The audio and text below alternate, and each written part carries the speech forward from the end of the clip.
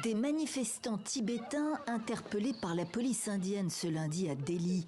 Ils tentaient de pénétrer dans l'ambassade de Chine pour porter haut et fort leur message. Tibet libre! Un peu plus tôt, des centaines de Tibétains en exil ont marqué la commémoration du soulèvement raté au Tibet contre la Chine. Il y a 65 ans cette année. La répression se poursuit, disent-ils. Cela fait 6 décennies que la Chine occupe notre territoire. Donc nous manifestons contre toutes les brutalités au Tibet.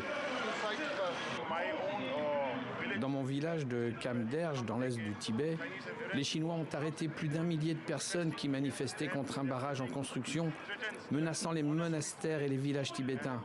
Je suis venu pour encourager le monde à soutenir la voix des Tibétains au Tibet. Mars 1959, le Dalai Lama, alors âgé de 23 ans, considéré par les bouddhistes tibétains comme une réincarnation d'un chef spirituel du XIVe siècle, fuit la répression de l'armée chinoise.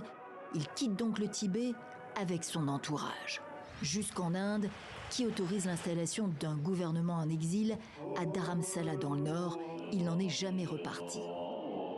À 88 ans, il continue d'incarner la résistance pacifique tibétaine.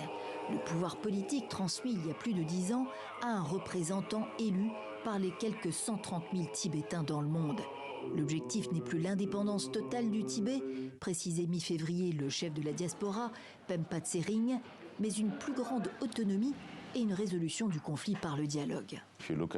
Si vous observez les politiques du gouvernement chinois aujourd'hui, elles nous oppressent comme un python qui nous asphyxie lentement.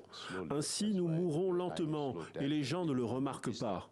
Bien que lui se dise confiant sur la longévité du Dalai Lama, de nombreux Tibétains en exil craignent que Pékin ne désigne un successeur rival à sa mort, renforçant ainsi son contrôle sur le Tibet.